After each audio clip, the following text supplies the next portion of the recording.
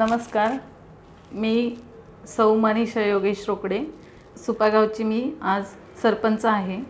माझं शिक्षण जेमतेम शिक्षण झालं आणि जेव्हा मी या सुपागावामध्ये लग्न करून आले तेव्हा मी म्हणजे फक्त माझं कुटुंब, माझा परिवार आणि माझा संसार हाच फक्त एक हेतू होता।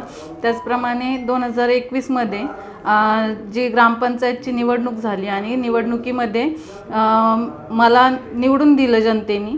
त्या दिवशी 2021 साली माझ्यावरती आणि माझ्या कुटुंबावर सरपंच पदाची एक जबाबदारी पडली। असं कधीच वाटलं नव्हतं की घर सांभाळत असताना एवढी मोठी जबाबदारी माझ्यावरती सरपंच म्हणून येईल। जनतेने निवडून दिल्यानंतर ती जबाबदारी पडली आणि त्यानंतर एक आव्हान होतं की सुपागाव आणि एवढा मोठा असताना त्या गावासाठी खूप बरेच वर्षांपासून रखडलेले प्रश्न होते की सर्वात महत्त्वाचा बरेच वर्षांपासून रखडलेला कचरा प्रश्न होता। तो या 3 वर्षांच्या कालावधीमध्ये पूर्णपणे मार्गी लावण्याचा प्रयत्न केला। त्याचप्रमाणे सर्व माझी घरातील सर्व व्यक्ती असतील यांनी मार्गदर्शन केले। त्याचप्रमाणे सर्व ग्रामपंचायत सदस्य असतील, उपसरपंच असतील यांच्या समवेत हा कचरा प्रश्न मार्गी लावला। ज्या दिवशी सरपंच पदाची जी जबाबदारी माझ्यावरती पडली त्या दिवशीपासून कधी घराचा उंबरठा पण नाही ओलांडलेला आणि एवढ्या मोठ्या गावचा गावगाडा हाकणं ही खूप मोठी बाब होती।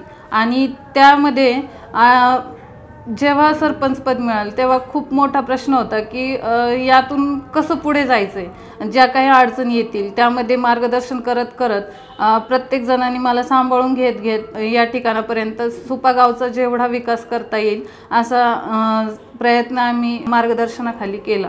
ज्या दिवशी 2021 मध्ये माझ्यावरती जी या सुपागावचा गावगाडा सांभाळण्याची जबाबदारी आली त्या दिवशी मी खूप घाबरत होते, परंतु माझे पती योगेश रोकडे यांनी खूप सपोर्ट करत त्यांचं असं म्हणणं होतं की ज्या ठिकाणी तुला अडचण येते त्या ठिकाणी मी आहे आणि तू पुढेच काम करत राहा। जे काही मार्गदर्शन आहे ते मी कायम करतोय आणि त्यातून तू पुढे वाटचाल करत राहा। जी आधीची मनीषा होती जी या 2021च्या आधी घाबरत होती, परंतु आज माझ्या मिस्टरांचा एवढा सपोर्ट आहे त्यामुळे आज एकदम खंबीरपणे काम करत आहे।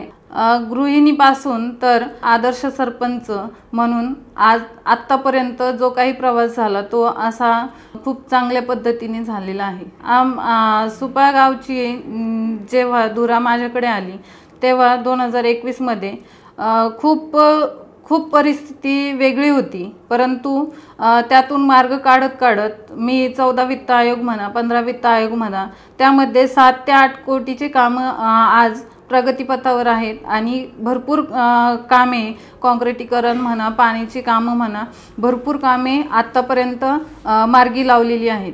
त्यामध्ये दशक्रियाविधीचा बऱ्याच वर्षांपासून रखडलेला प्रश्न होता।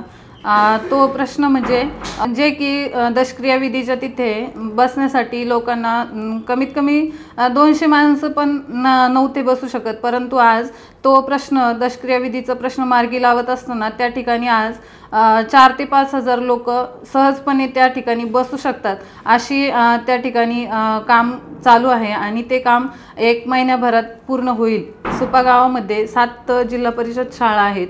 त्या सर्व शाळांना आम्ही पेविंग ब्लॉक म्हणा, त्याचप्रमाणे RO filter, smart LED TV, printer अशा अनेक ज्या मूलभूत गरजा आहे विद्यार्थ्यांसाठी, जे की गावचा विकास करत असताना जिल्हा परिषद शाळेमधील प्रत्येक विद्यार्थ्याचा विकास व्हावा ह्या दृष्टिकोनातून हा आमचा थोडासा प्रयत्न आहे असं मी या ठिकाणी म्हणेन। सुरक्षिततेच्या दृष्टीने आम्ही सुपा शहरामध्ये प्रत्येक मुख्य ठिकाणी कॅमेरे लावले, जेणेकरून ग्रामपंचायतमध्ये ऑफिसमध्ये बसल्यावर ज्या ज्या ठिकाणी योग्यता आहे त्या ठिकाणी आपण कॅमेऱ्याची सोय केलेली आहे।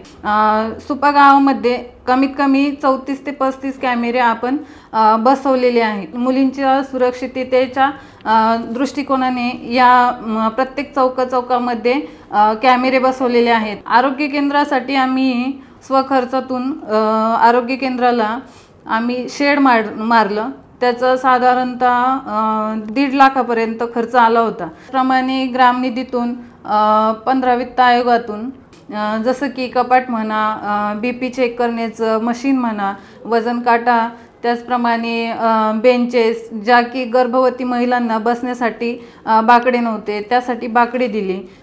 सुपा गाव म्हटलं तर प्रत्येक महिला ही कधीही न बाहेर पडणारी, मी सुद्धा एक महिला आहे। महिलेमध्ये मी संवाद करत राहिले। मला असं वाटायचं की प्रत्येक महिलेची समस्या ही समजली पाहिजे आणि त्या दृष्टिकोनातून जे की आपण पाहतो प्रत्येक गावामध्ये ग्रामसभा होत असते, पुरुषांची ग्रामसभा होत असते। मी एक महिला सरपंच म्हणून ग्रामसभा आयोजित केली आणि त्या ग्रामसभेमध्ये कमीत कमी 400 ते 450 महिलांनी प्रतिसाद दाखवला आणि प्रत्येक महिलेनं आपली व्यथा मांडण्यासाठी त्या ठिकाणी हजर होत्या। मी तर म्हणेल महाराष्ट्रामध्ये कुठेही ग्रामसभा झाली नव्हती। आपल्या सुपा शहराला PI गडकरी मॅडम होत्या, त्याचप्रमाणे BDO मॅडम असतील, तहसीलदार मॅडम असतील, सर्व महिला अधिकारी ग्रामसभेसाठी आल्या होत्या आणि प्रत्येक गावातील सर्व महिलांनी ज्याच्या त्याच्या समस्या मांडल्या। समस्यांचं निराकरण करण्याचं काम त्या ठिकाणी बऱ्यापैकी केलं। मी आता आमची सुपा गावातील जिल्हा परिषद शाळा गावठाण या ठिकाणी मी आता उभी आहे आणि त्या शाळेत येण्याचं कारण की आज मला ह्या किशनला भेटावंसं वाटलं। या मुलाकडे साधी मॅरेथॉनमध्ये जेव्हा त्याला धावायचं होतं तेव्हा त्याच्याकडे साधे घालण्यासाठी बूटसुद्धा नव्हते आणि त्यामुळे मला आणि माझ्या कुटुंबाला असं वाटलं की याला दत्तक घ्यावं। या मुलाला मी भेटण्यासाठी आले आणि तो जिल्हा पातळीवर नाही तर राज्य पातळीवरती तो खुल्या वर्गातून 5वा आलेला आहे आणि त्या गोष्टीमुळे मला त्याचा एवढा अभिमान वाटतोय की एवढा सर्वसामान्य घरातील मुलगा एवढं त्याची कलागुण दाखवतोय की त्यामुळे आम्हाला या शाळेमध्ये प्रत्येक मुलासाठी काहीतरी करावंसं वाटतंय। सुपा गावामध्ये जशी ही गावठाण शाळा आहे त्याचप्रमाणे अनेक 6 वाडी वस्तीवरती शाळा आहेत। या शाळेंसाठी आम्ही थोडं फुल ना फुलाची पाकळी म्हणून काही ना काही देत आहेत। गेले 100 वर्षापासून हा कचरा प्रश्न होता, तो आज गेल्या 6 महिन्यांपासून मार्गी लावण्यात आला आणि ह्या कचऱ्याची या ठिकाणी आपण सुपा ग्रामपंचायत मार्फत ही जागा भाड्याने घेतलेली आहे।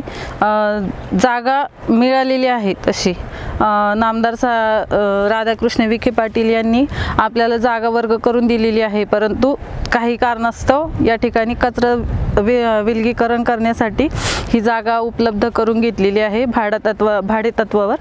तर या ठिकाणी आपण सुपा गावातील सर्व कचरा गाड्यांच्या सहाय्याने या ठिकाणी आणतो आणि याचं या ठिकाणी आणून विलगीकरण करतो। सुका कचरा ओला कचरा वेगळा करतो, प्लास्टिक वेगळं करतो, पुठ्ठा वेगळा करतो, विलगीकरण करून योग्य ती विल्हेवाट लावली जाते।